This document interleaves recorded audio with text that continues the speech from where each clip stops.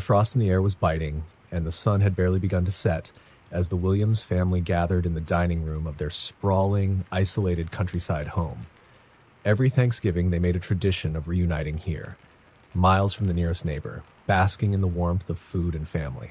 But this year there was an undercurrent of unease, a weight none of them dared to name.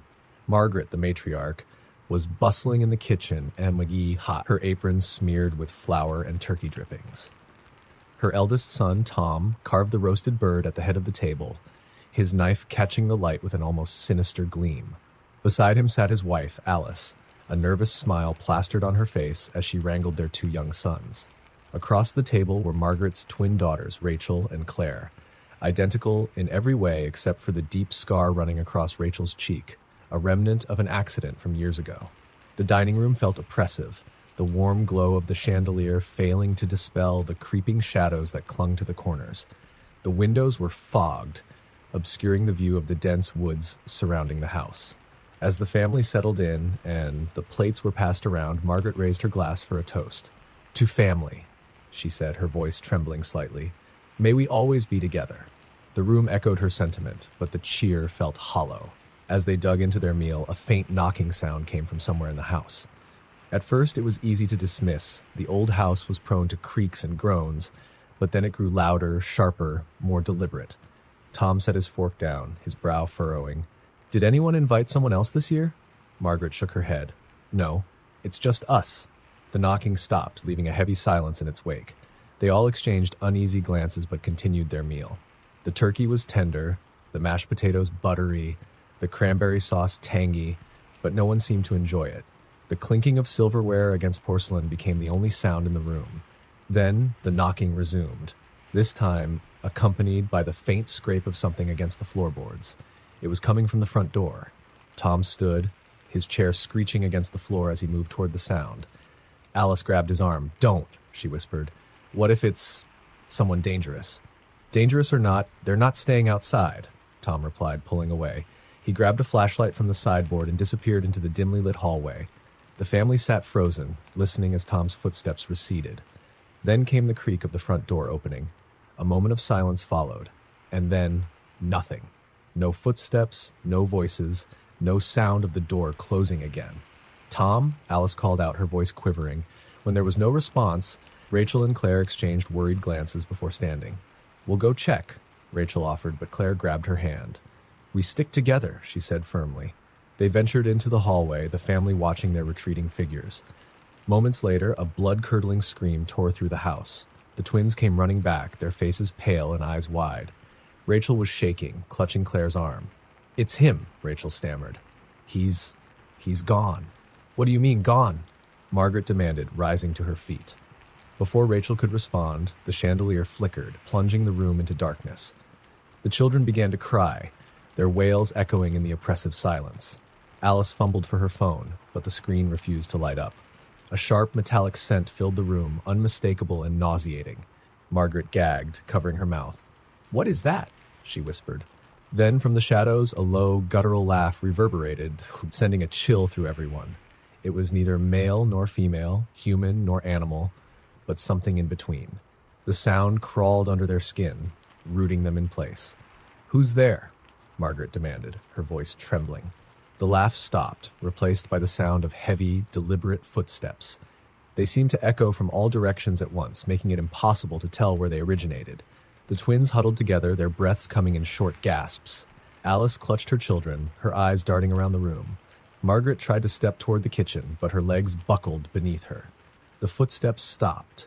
In the stillness that followed, a voice spoke, raspy and filled with malice. "You invited me, didn't you? Family, after all." "No one invited you," Claire whispered, tears streaming down her face. "Didn't they?" the voice countered. "I've been here all along, watching, waiting." The darkness seemed to pulse, closing in around them. Margaret managed to crawl toward the dining table, her hands fumbling for something, anything she could use as a weapon. Her fingers closed around the carving knife Tom had left behind. "Show yourself," she screamed, brandishing the knife. The room seemed to breathe, the shadows twisting and shifting until a figure emerged. It was tall, impossibly so, its limbs elongated and bent at unnatural angles. Its face was featureless, save for a gaping maw that twisted into a grotesque approximation of a smile. "No!" Rachel screamed, but the figure lunged toward Margaret. She swung the knife, but it passed through the figure as if it were smoke. The creature laughed again, a sound that rattled the very walls of the house. The lights flickered back on, but the dining room was empty. The family, the table, the remnants of their Thanksgiving feast, all gone. The house stood silent and dark, the only sound the faint rustling of leaves outside. By morning, the Williams family was reported missing, their house found in disarray. The only clue left behind was a single blood-stained carving knife embedded in the dining table and a note scrawled in an unsteady hand. "Family, together forever." The snow had started falling early that Thanksgiving morning, blanketing the small rural town in a hushed stillness. The Fields family gathered at their ancestral farmhouse, a tradition unbroken for generations. The house, a sprawling, creaky relic with peeling wallpaper and narrow hallways, seemed more isolated than ever. The nearest neighbor was miles away, and the dense woods surrounding the property stretched endlessly into the horizon.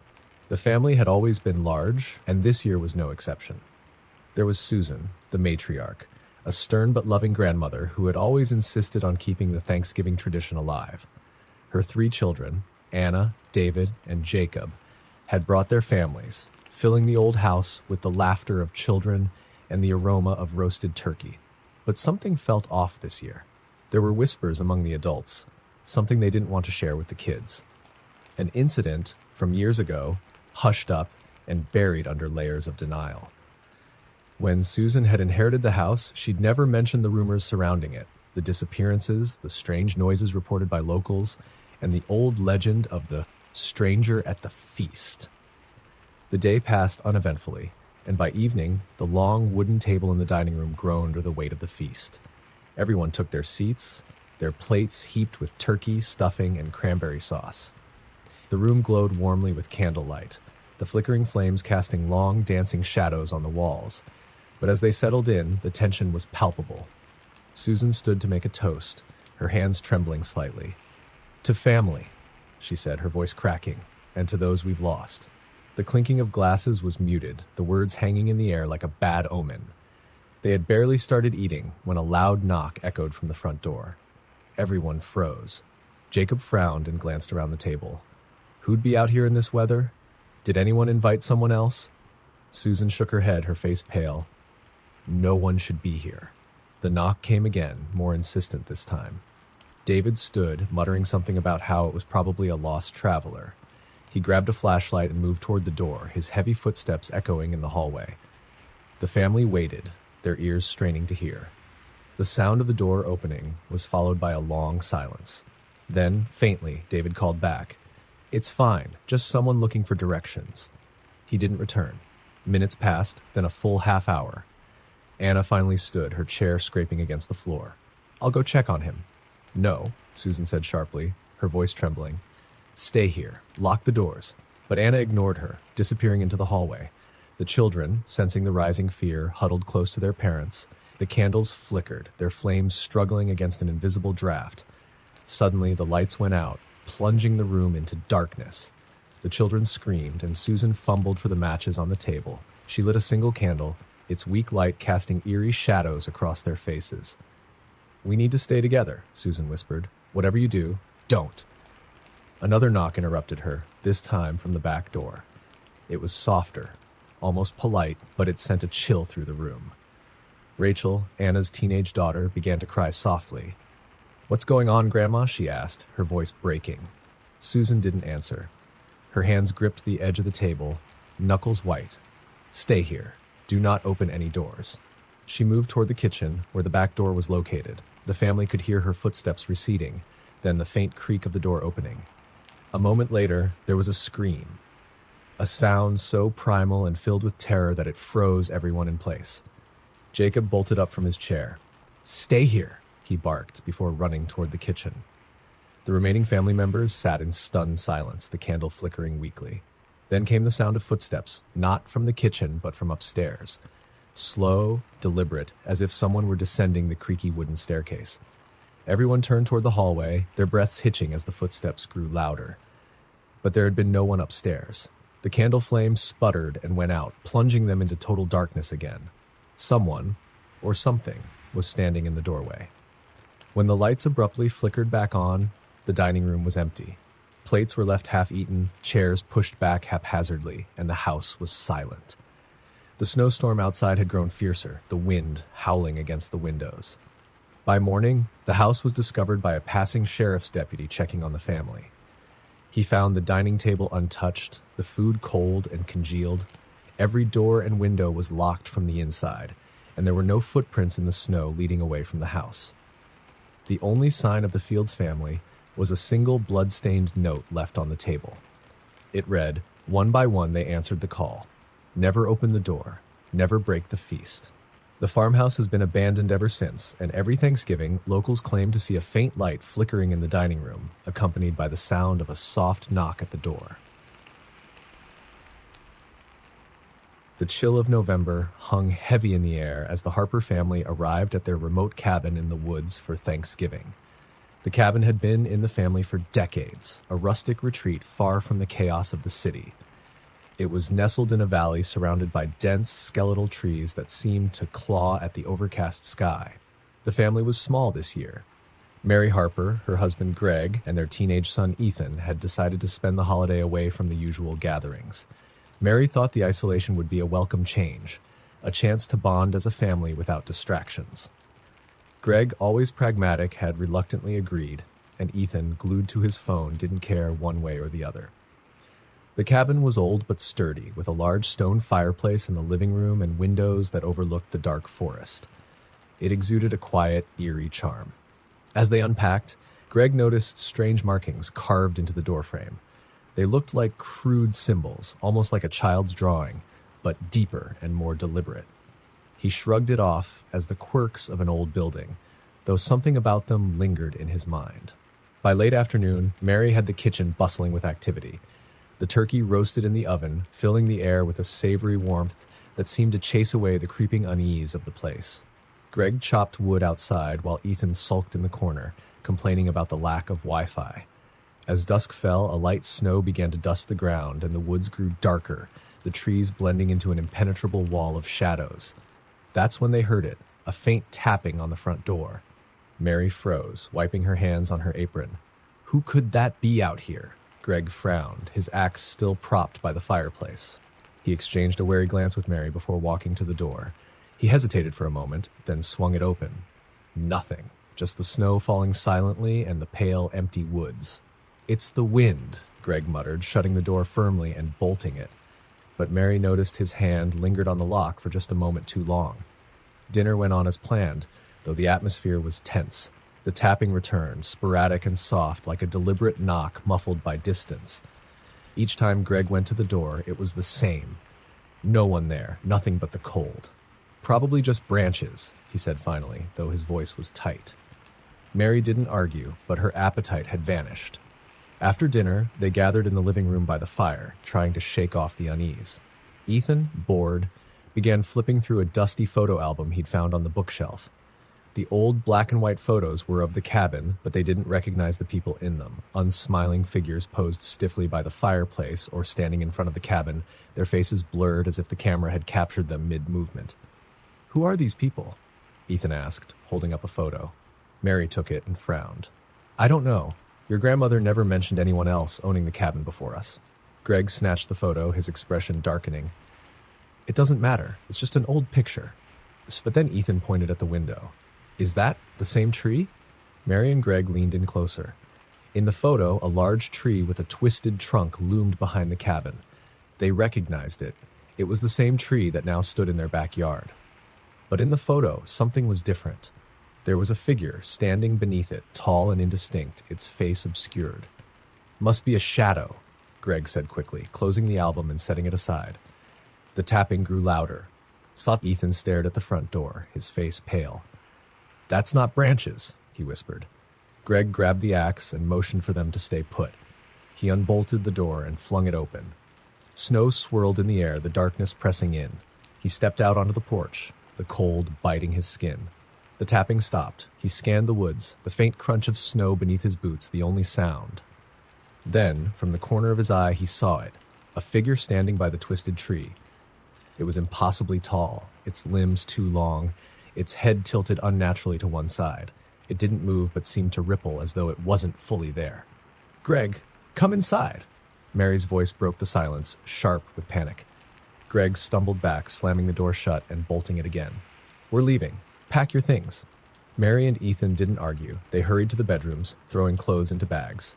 But as they prepared to leave, the tapping began again, this time from the back door. Ethan screamed, pointing at the window. The figure was closer now, standing just outside the glass, its featureless face pressed against the pane. Its breath fogged the window in slow, deliberate intervals. Greg grabbed the axe and swung at the window, but the glass didn't shatter. The figure didn't flinch. It only tilted its head further, as if amused. The lights flickered, then went out, plunging the cabin into darkness. The tapping grew frantic, coming from every direction. The front door, the back door, the windows. Mary clutched Ethan, her heart pounding. "Stay together," Greg barked. "We're going for the car." They moved as one, Greg leading the way with the axe. The tapping followed them, echoing inside the house now, the sound growing louder with each step. As they reached the front door, the figure appeared in the hallway, its long arms scraping against the walls, its body contorted to folding in on itself, but it moved closer with each grotesque twist. Greg threw open the door, and they bolted into the snow. The car was parked just a few yards away, but the figure was already outside, waiting by the twisted tree. Its arms stretched toward them, impossibly long, its mouth opening in a silent scream. They piled into the car, Greg fumbling with the keys. The engine roared to life, and he floored the gas. The figure didn't chase them, but stood motionless in the rearview mirror, its head still tilted, watching as they sped away. When they reached the nearest town hours later, they found a local sheriff and told him everything. He listened patiently, then asked them to describe the cabin. When they did, his face turned ashen. "That cabin burned down 30 years ago," he said. "Family of 4 died in it. People say you can still hear the knocking every Thanksgiving night." The town of Green Hollow was known for its quiet charm, where everyone knew everyone, and the holiday season was celebrated with heartfelt tradition. But one Thanksgiving, the air carried something different, a tension so thick it pressed down like a suffocating weight. Emma, a young nurse, was driving back to Green Hollow to spend Thanksgiving with her family. She'd been working long hours in the city and welcomed the thought of a warm meal and familiar faces. The road to Green Hollow was long and winding, cutting through dense woods that seemed to stretch endlessly in every direction. As night fell, the trees became shadowy specters, their branches clawing at the starless sky. Emma turned on the radio to drown out the eerie silence, but all she could pick up was static. Frowning, she adjusted the dial, only to hear faint whispers, a jumble of incoherent words layered over one another. She quickly switched it off, dismissing it as a malfunction. The first sign of trouble came as she approached the last stretch of road leading into Green Hollow. Her headlights illuminated a lone figure standing by the roadside. It was a woman in a tattered dress, her hair hanging limp and wet, as though she'd just crawled out of a lake.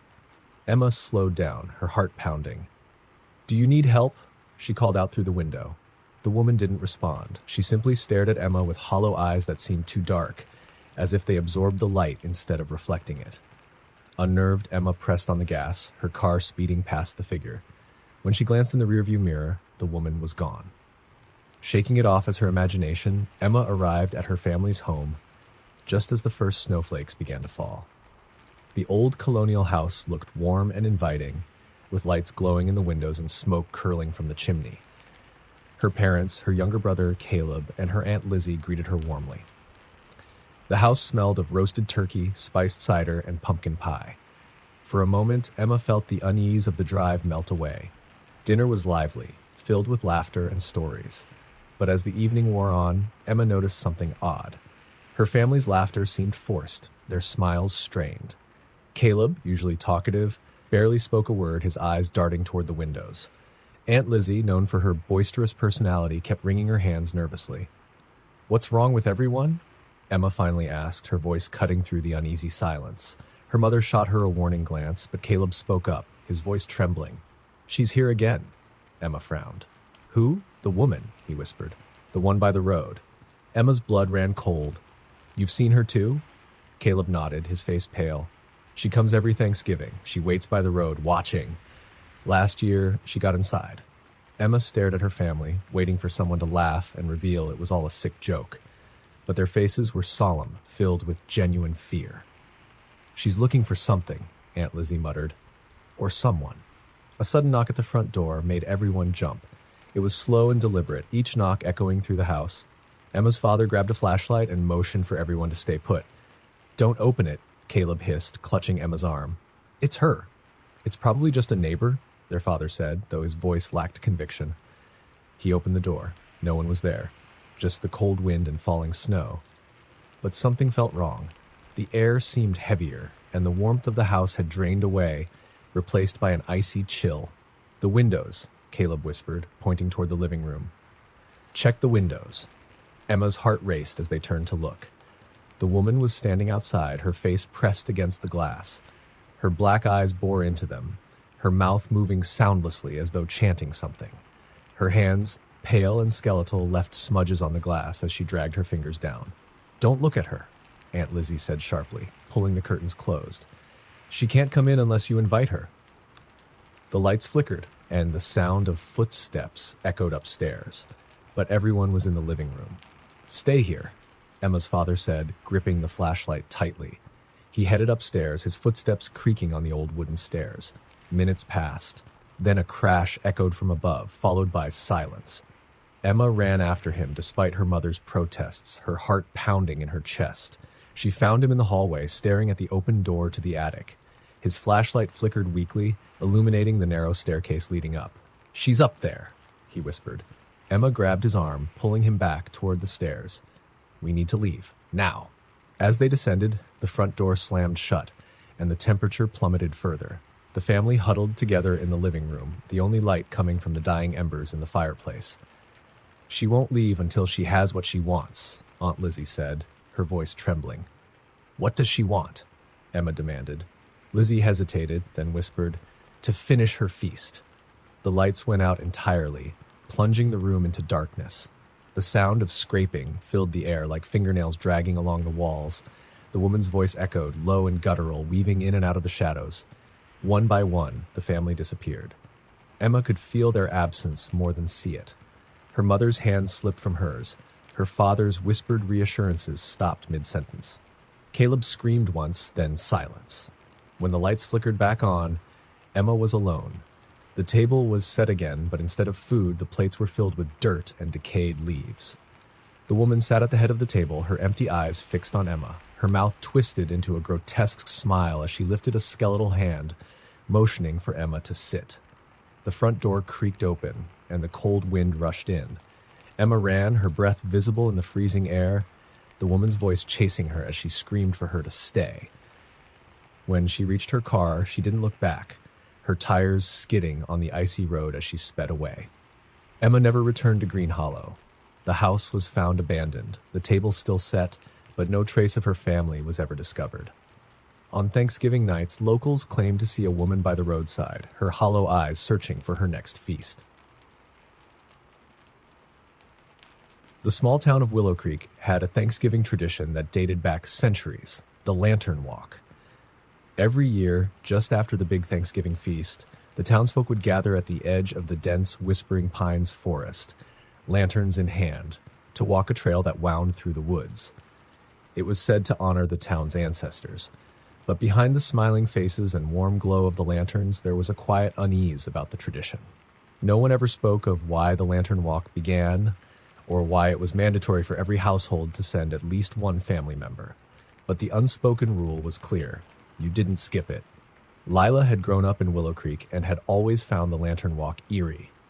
Now 27 and living in the city, she rarely returned home, but her mother's pleading phone call convinced her to come back for Thanksgiving. It's been so long, sweetheart, her mother had said, her voice tinged with something unspoken. And we need you here this year. When Lila arrived, she noticed how tired her parents looked. Her mother seemed jittery, constantly glancing at the clock, while her father barely spoke, his eyes distant. During dinner, her younger brother Jake, now 17, muttered, I don't want to go this year. Her father shot him a sharp look. We all go, Jake. It's tradition. Later that evening, the family joined the crowd gathering at the forest's edge. The air was cold, the smell of pine and damp earth mingling with the faint smoke from the lanterns. Lila held her lantern tightly, its light casting flickering shadows on the ground. Jake walked beside her, his shoulders hunched. As the group moved deeper into the forest, the cheerful murmurs faded, replaced by the crunch of boots on leaves and the whisper of wind through the trees. Lila couldn't shake the feeling that they were being watched. Every so often, she thought she saw movement just beyond the lantern light, a shadow slipping between the trees, too quick to pinpoint. Why does everyone look so nervous? She whispered to Jake. He hesitated before answering. Because people disappear. Lila stopped walking. What do you mean? Jake glanced around, lowering his voice. Not every year, but sometimes people don't come back. They say it's the lantern keeper. The what? Lila asked, her skin crawling. He leaned closer. It's this old story. The lantern keeper was a man who lived here centuries ago. He guided people through the woods with his lantern during the harsh winters, but one year he got lost in a storm and froze to death. Now they say his spirit still walks the forest, taking people who don't respect the walk. Lila laughed nervously. That's ridiculous. Jake didn't laugh. It's not a joke. As the group neared the halfway point, the trail split into two paths. The leader of the walk, an older man named Mr. Graves, held up his lantern.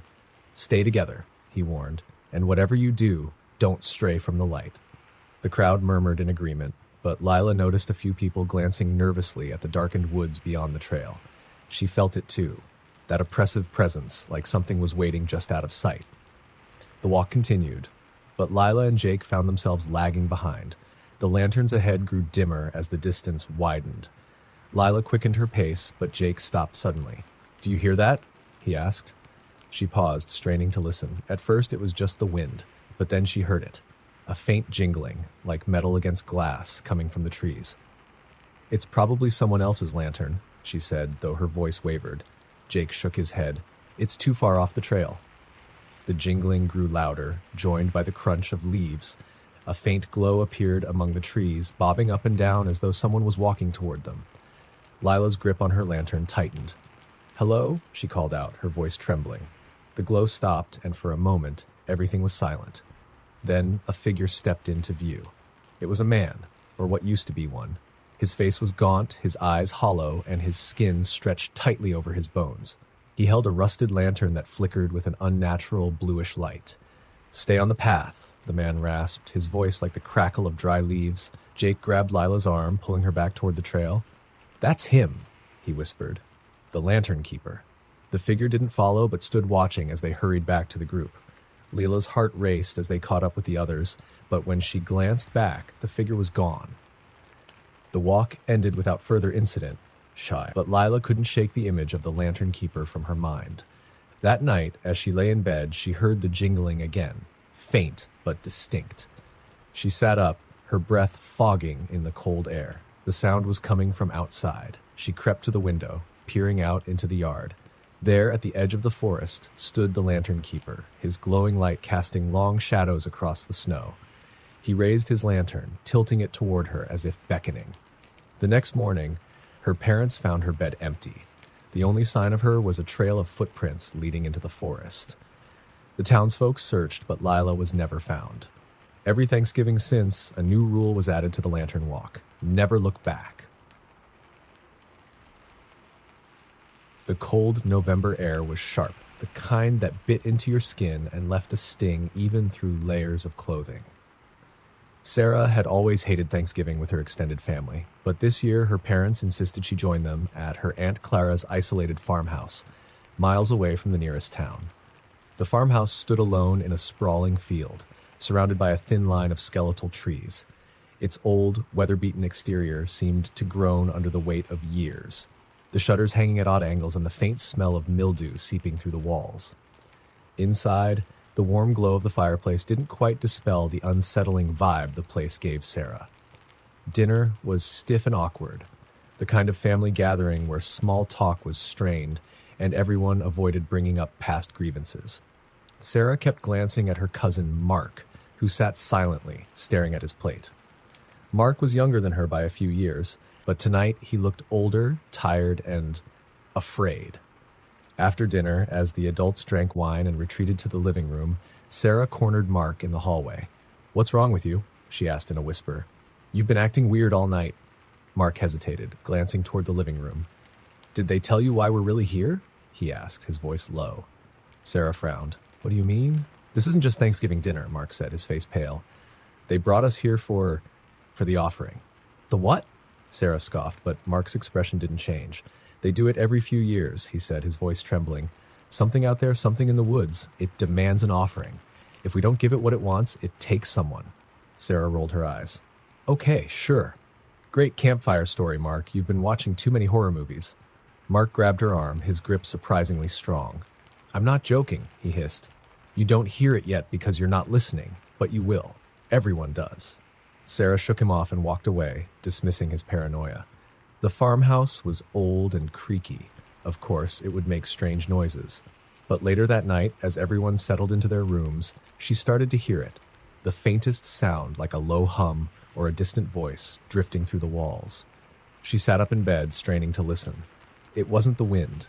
It was rhythmic, a pattern of guttural tones that seemed almost alive. She pressed her ear to the window, and her stomach twisted. The sound was coming from the woods. Her first thought was to wake someone, but when she peeked into the hallway, she froze. Her aunt, Clara, was standing at the front door, her hand on the knob. She was whispering something under her breath, words Sarah couldn't make out. Slowly, Clara opened the door and stepped outside into the frigid night. Against every instinct, Sarah followed. She trailed Clara at a distance, through the field and toward the woods, the icy ground crunching under her bare feet. Clara carried a bundle in her arms, wrapped in a faded quilt. As they entered the tree line, the humming grew louder, pulsing through the air like a heartbeat. Sarah's chest tightened, every nerve in her body screaming at her to turn back. But she kept going, her curiosity overriding her fear. Clara stopped in a small clearing, illuminated by the pale light of the moon. She knelt on the ground, unwrapping the bundle. Sarah's breath caught in her throat. Inside was a carved wooden figure, its shape grotesque and alien, with elongated limbs and hollow eyes that seemed to stare into nothingness. Clara placed the figure on the ground and stepped back, bowing her head. The humming stopped. The silence was deafening. Then something moved in the shadows. Sarah's heart thundered as she saw it. Tall, impossibly thin, with limbs that bent at unnatural angles. Its eyes were dark pits, and its head tilted unnaturally as it examined the offering. The thing knelt, its long fingers brushing over the wooden figure. For a moment, Sarah thought it would leave, but then it turned, its head snapping in her direction. Her breath hitched. She tried to step back, but a branch cracked under her foot. The thing rose to its full height, towering over the trees, and let out a sound that was neither a scream nor a growl, but something far worse, an unearthly wail that seemed to vibrate through her very bones. Sarah turned and ran, the creature's pursuit audible in the crashing of branches and its guttural, otherworldly cries. She stumbled back into the farmhouse, slamming the door behind her, gasping for air. Her family was gathered in the living room, their faces pale and grim. "You saw it, didn't you?" Aunt Clara asked, her voice hollow. "What is it?" Sarah demanded, her voice shaking. Clara's gaze dropped. "It's been here longer than any of us, longer than the town. We don't know what it is, but we know what it wants." "And you just feed it?" Sarah shouted, her anger rising. Clara nodded slowly. "It's the only way to keep it from taking someone." Before Sarah could respond, the front door rattled violently. The wailing grew louder, and the walls seemed to tremble. "It knows you're here," Mark said, his voice barely above a whisper. "You saw it. It won't leave without you now." The door burst open, and the cold night air rushed in, carrying with it the stench of decay. The last thing Sarah saw was the creature's dark, gaping eyes as it reached for her, dragging her screaming into the night. When the sun rose the next morning, the farmhouse was quiet. The family sat around the table, eating a silent breakfast, their eyes hollow. Sarah's place at the table was empty, and no one spoke of her again. The old Ellis farmhouse had been abandoned for decades, its crumbling silhouette a dark stain on the otherwise pristine countryside. But every Thanksgiving, a peculiar tradition persisted. A single candle would appear in the window of the attic, flickering faintly against the night. Nobody admitted to lighting it, and those who dared to investigate never spoke of what they found. Danny, Claire, and Marcus were 3 college friends home for the holiday, restless and bored with the monotony of family dinners and small-town gossip. Marcus, ever the thrill-seeker, proposed they spend Thanksgiving night investigating the Ellis house. "You guys scared?" he teased as they stood in the driveway of the decrepit property, the moon casting eerie shadows across the overgrown yard. The attic window loomed above them, the faint glow of the infamous candle beckoning. Claire crossed her arms. "I'm not scared, but this place looks like it'll collapse if we breathe too hard." Danny, always the skeptic, shrugged. "It's probably some town prank. Let's check it out and prove everyone wrong." The front door creaked open with a touch, the lock long rusted away. The air inside was thick with the scent of mildew and dust, and their footsteps echoed ominously on the warped wooden floors. The house was unnervingly quiet, save for the occasional groan of the wind pushing through broken windows. "Let's find the stairs to the attic," Marcus said, shining his flashlight around the dim interior. The beam of light caught peeling wallpaper, broken furniture, and the faint outlines of long-forgotten family photographs hanging crookedly on the walls. As they explored, Claire's unease grew. She swore she heard faint whispers, just at the edge of her hearing. But whenever she turned to look, there was nothing there. "Do you guys hear that?" she asked, her voice shaky. "Hear what?" Danny replied, though his voice betrayed his own nervousness. "Voices, like someone talking." Marcus waved her off. "It's just the wind. This place is old as hell." They found the staircase to the attic, tucked away behind a narrow door in the kitchen. The steps were steep and creaked loudly under their weight. As they climbed, the temperature seemed to drop, each breath forming a small puff of condensation. The attic was small and sparsely furnished, with only a dusty rocking chair and a trunk pushed against the far wall. In the center of the room stood a small table, and on it, the candle burned brightly, its wax untouched despite the hours it must have been lit. "That's weird," Danny muttered, approaching the candle. "There's no way it should be this pristine." Claire stayed near the staircase, her instincts screaming at her to leave. "We've seen it. Let's go." But Marcus was already rifling through the trunk. "Come on, this is the fun part. What's the big secret of the Ellis house?" The contents of the trunk were mundane at first. Faded letters, old clothes, a cracked photo frame. But at the bottom, Marcus pulled out a small leather-bound book. Its cover was worn, the title illegible. "Looks like someone's diary," he said, flipping it open. As he read, his smirk disappeared. His face grew pale, his eyes wide. This can't be real." "What?" Claire asked, inching closer despite herself. Marcus turned the book to show them a sketch on one of the pages. It was crude but unmistakable, a figure, tall and faceless, with elongated limbs and sharp claws. Below it was a single line scrawled in messy handwriting. "It comes when the candle burns." Before anyone could react, the candle flickered violently, the flame doubling in size before extinguishing entirely. The attic was plunged into darkness, and an oppressive silence filled the air. "Turn on the flashlight," Claire hissed, panic rising in her voice. Danny fumbled with the light, but the beam barely illuminated more than a few feet. Then came the sound, a slow, deliberate creak, like the shifting of weight on the old wooden floorboards. "Who's there?" Marcus demanded, his voice cracking. The creaking grew louder, closer, until the beam of the flashlight caught movement in the corner of the attic. A figure began to emerge from the shadows, impossibly tall and angular, its movements unnaturally jerky. Its face, or what should have been a face, was a void, an empty blackness that seemed to pull the light into it. Claire screamed, bolting for the staircase, but the door slammed shut with a deafening bang, trapping them inside. The figure advanced slowly, each step deliberate, the air around it growing colder. "Stay back!" Danny shouted, swinging the flashlight wildly. The light struck the figure, and for a moment it paused, but then it stretched one clawed hand toward him, and the flashlight shattered, plunging them into complete darkness. The room filled with chaos, screams, the sound of bodies scrambling, and then silence.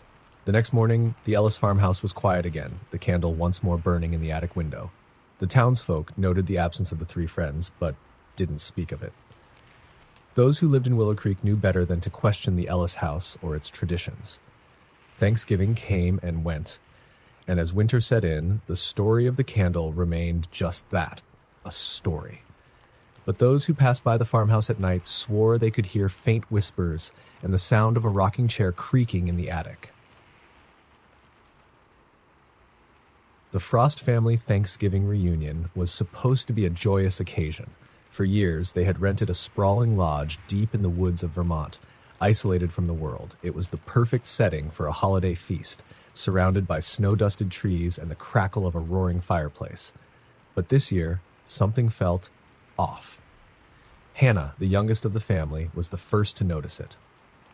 As the family unpacked their luggage and started preparing for dinner, she stood by the frost-covered window, staring into the forest. "Mom," she said softly, her voice trembling, "there's someone out there." Her mother glanced up from chopping vegetables. "Probably just a deer, sweetie. You know how the woods are." "No," Hannah insisted. "It's a man. He's watching us." Her father joined them, peering into the thick line of trees. "I don't see anything," he said dismissively. "Stop spooking yourself." But Hannah couldn't shake the feeling. The man, or whatever it was, had been there. She was certain.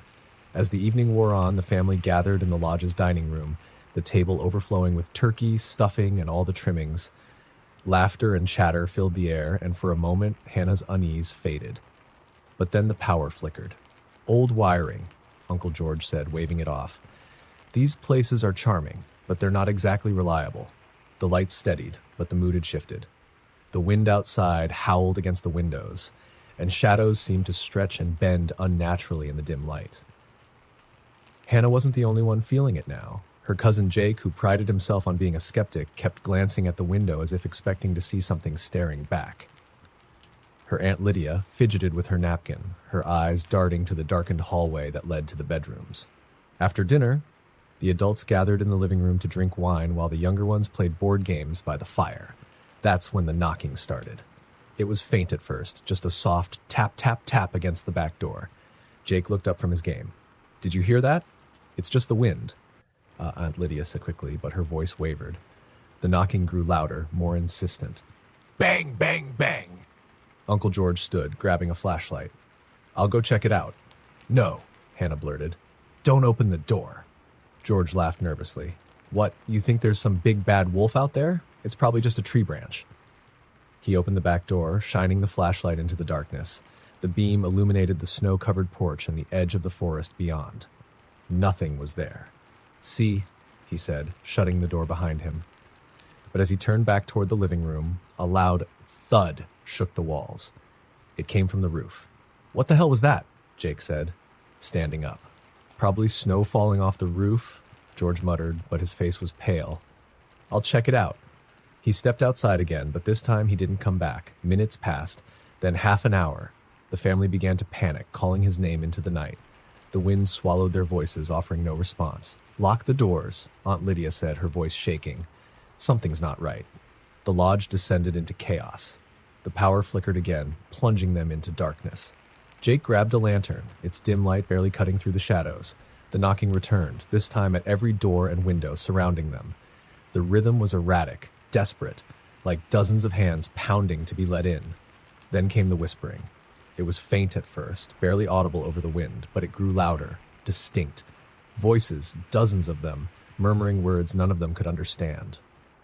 Hannah covered her ears, tears streaming down her face. "Make it stop!" she cried. Jake, holding the lantern, moved toward the window. "We need to see what's out there." "Don't," Lydia begged, grabbing his arm, but Jake shook her off and pulled the curtain aside. For a moment, they all froze. Dozens of figures stood in the snow, their bodies gaunt and skeletal, their faces obscured by shadows. Their eyes glowed faintly, and their mouths moved in unison, forming the source of the whispers. "They've surrounded us," Jake said, his voice barely a whisper. One of the figures moved forward, placing a hand on the glass. The whispering stopped.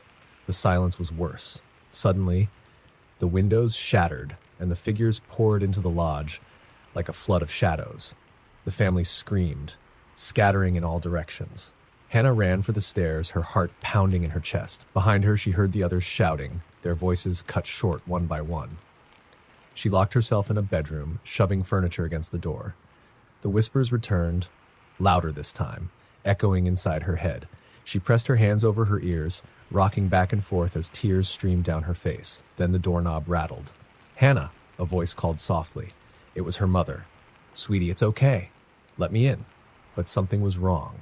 The voice was hollow, emotionless, like someone mimicking her mother's tone. "No," Hannah whispered, backing away from the door. The door began to splinter as something heavy slammed against it. The whispers reached a deafening crescendo, and the last thing Hannah saw before the door burst open was a pair of glowing eyes staring at her from the darkness. When the police arrived the next morning, the lodge was empty. No bodies, no blood, just the remnants of a Thanksgiving dinner left untouched. The only sign of the Frost family was a single set of footprints leading from the back door into the woods, disappearing into the snow. No one ever saw them again. The diner was nearly empty on Thanksgiving night, save for a trucker nursing his coffee at the counter and a couple arguing quietly in a corner booth. Lydia, the lone waitress on shift, was used to working holidays. The tips were usually worth the quiet loneliness of serving stragglers with nowhere better to be. But tonight, something was different. It started just after 11 p.m., when a man walked in and took a seat at the farthest booth near the back exit. He was tall and thin, his face hidden beneath a wide-brimmed hat, and he carried with him a cold draft that seemed to linger long after the door had closed. He didn't speak, didn't look at a menu, just sat there staring straight ahead. "Be right with you," Lydia called, trying to keep her voice cheerful. The man didn't acknowledge her, didn't move. The trucker glanced at her, raising an eyebrow. "Creepy guy, huh?" he muttered, taking a sip of his coffee. Lydia gave a small shrug and grabbed her notepad, heading to the stranger's table. "Hi there. What can I get you?" she asked, pen poised. The man slowly turned his head toward her, and Lydia felt a chill crawl up her spine. His face was pale, almost waxy, and his eyes, they didn't seem right, too dark, like twin voids that swallowed the light. "Just coffee," he said in a voice so low it was barely audible. "Sure thing," Lydia replied, forcing a smile. She hurried back to the counter, grateful to put distance between herself and the man. The trucker gave her a knowing look. "Guy gives me the creeps," he said. "Yeah, well, it's a diner on Thanksgiving," she replied, trying to sound casual. "Weirdos are part of the deal." As she poured the coffee, she glanced back at the booth. The man was gone. "Did you see him leave?" she asked the trucker, who shook his head. "Nope, just looked up, and he wasn't there." Lydia walked over to the booth. The coffee cup sat untouched, and the seat was cold, as though no one had ever been there. She tried to shake off the unease and return to the counter, but the moment she turned her back, the front door creaked open again. It was the man. He walked back to the same booth and sat down, his movements unnervingly slow and deliberate. Lydia's throat went dry. "Can I get you something else?" she asked, hesitant. The man didn't answer. He just stared at her, those dark eyes boring into her soul. The trucker stood, tossing a few bills on the counter. "I'm out of here," he muttered. "Good luck with that guy." "Wait," Lydia called, her voice betraying her fear. But the trucker was already gone, leaving her alone with the stranger and the arguing couple in the booth. She considered asking the couple for help, but their heated whispers suggested they hadn't even noticed the man. The power flickered then, the fluorescent lights buzzing and dimming before stabilizing. The jukebox, which hadn't been used all night, crackled to life, playing an old, haunting tune that Lydia didn't recognize. She approached the man again, her hands trembling. "Sir, if you're not going to order anything else, I'm going to have to ask you to leave." He tilted his head, a small, almost imperceptible smile forming on his lips. "They'll come for you," he said softly. "What? Who?" Lydia asked, her voice barely a whisper. He didn't answer. Instead, he stood towering over her. His movements were wrong, jerky, like a puppet with tangled strings. Then he walked out the back door, the cold draft following him. Lydia locked the door behind him, her hands shaking. She turned back toward the dining room and froze. The couple in the booth was gone. Their plates, their drinks, even their argument, all vanished. It was as if they had never been there. The lights flickered again, plunging the diner into momentary darkness. When they came back on, Lydia wasn't alone. Figures stood outside the windows, their faces pressed against the glass. Dozens of them, pale and gaunt, their eyes as dark and empty as the strange man's. They didn't move, didn't blink, just stared. The jukebox crackled again, the eerie tune growing louder, distorted like a scratched record on repeat. Lydia backed toward the counter, grabbing the phone. Her fingers trembled as she dialed 911. The line connected, but all she could hear was static. And then, through the crackling noise, a voice. "They'll come for you." The front door creaked open. Lydia spun around, but no one was there. The figures outside the windows began to move, their hands pressing harder against the glass until cracks began to form. Lydia grabbed a knife from under the counter, clutching it tightly as the windows shattered. The figures poured in, their movements as unnatural as the man's. They surrounded her, their whispers filling her head, growing louder, drowning out her thoughts. She screamed. When the morning shift arrived, the diner was empty. The doors were locked, the lights off, and there was no sign of Lydia or anyone else. But in the center of the counter was a single, untouched coffee cup, steam rising from it as if it had just been poured. The wind howled through the skeletal trees as the Stanton family drove down the desolate country road. Thanksgiving dinner at Aunt Clara's had stretched late into the evening, and now the only light guiding their way home was the dim glow of their headlights. The dense forest on either side of the road seemed to close in around them, the black branches reaching like claws toward the sky. "Should have taken the highway," muttered Mark, gripping the wheel tightly. His wife, Julie, sat in the passenger seat, nodding off while their teenage son, Ethan, scrolled through his phone in the back. Their younger daughter, Abby, was fast asleep, clutching her stuffed rabbit. Mark glanced at the dashboard. The fuel gauge hovered just above empty. "We're going to have to stop soon," he said, glancing at Julie, who stirred awake. "Where? We haven't passed a gas station for miles," she replied, rubbing her eyes. Almost as if on cue, a flickering neon sign appeared in the distance. "Gas, food, open 24 HRs. The sign buzzed faintly, its glow casting eerie shadows on the cracked pavement of the small, rundown gas station. "This place looks sketchy," Ethan said, finally looking up from his phone. "It's our only option," Mark replied, pulling into the station. The car rumbled to a stop next to the single ancient pump. The building itself was dark, the windows grimy, and the open sign barely hanging on by one corner. "I'll fill up," Mark said, stepping out into the cold night air. Julie watched him through the windshield, an uneasy feeling settling in her chest. Ethan groaned, leaning back in his seat. "This place looks like something out of a horror movie." Julie shot him a look. "Not funny." Mark cursed under his breath as he fumbled with the pump. It seemed older than him, and the smell of gasoline was overpowering. He squinted toward the building and noticed a figure inside, standing perfectly still behind the counter. It was a man, or at least it looked like one, but something about him was off. His face was obscured in shadow, and his posture was unnaturally rigid. Mark waved, trying to get his attention. The figure didn't move. "Hey," Mark called. No response. "Everything okay?" Julie asked, rolling down her window. "Yeah, just weird guy in there." Mark shook his head and turned back to the pump, only to freeze. The nozzle was already in the tank, but he hadn't put it there. His heart raced as he scanned the area, but the station was empty aside from the car and the flickering sign. "Mark?" Julie's voice was sharper now. "What's wrong?" Mark forced a smile, pulling the nozzle out. "Nothing. Let's just get out of here." He climbed back into the car, and as he started the engine, Ethan glanced out the window. "Dad, there's someone behind the car." Mark's blood turned to ice. "What?" Julie twisted in her seat, but the dark road behind them was empty. "Ethan, don't. I swear, there was someone standing there," Ethan insisted, his voice rising.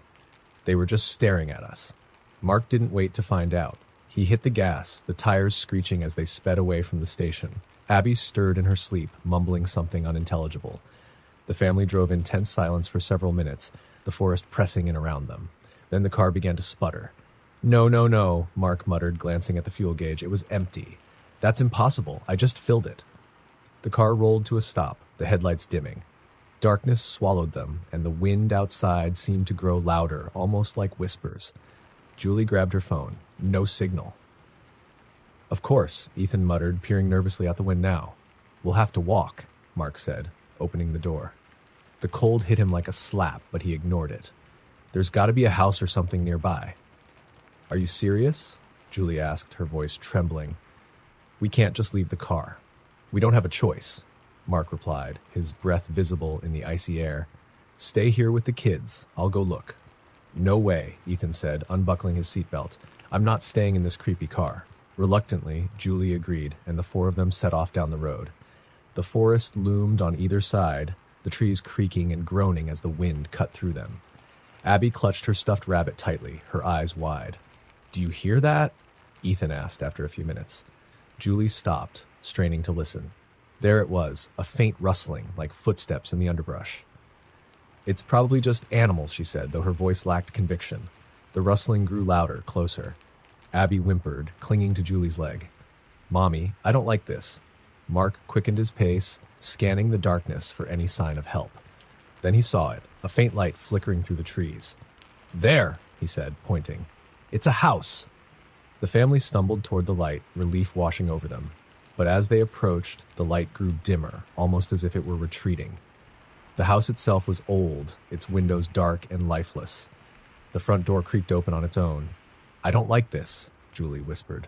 Mark hesitated, then stepped inside. The air was stale, and the wooden floorboards groaned under his weight. The others followed reluctantly, their footsteps echoing in the empty space. The door slammed shut behind them. Julie screamed, grabbing Abby and pulling her close. Ethan fumbled for his phone, but the screen flickered and died. The only light came from a single flickering bulb hanging in the center of the room. We shouldn't be here, Julie said, her voice shaking. A low, guttural laugh echoed through the house. The family froze, their breath catching in their throats. Shadows moved in the corners, shifting and twisting unnaturally. Who's there? Mark demanded, his voice trembling. The laugh came again, louder this time, and the shadows began to take shape, human-like but wrong. Their limbs were too long, their faces featureless. Abby screamed as one of the figures reached for her, its elongated fingers curling around her arm. Mark lunged, pulling her away, but the shadows closed in, their laughter deafening.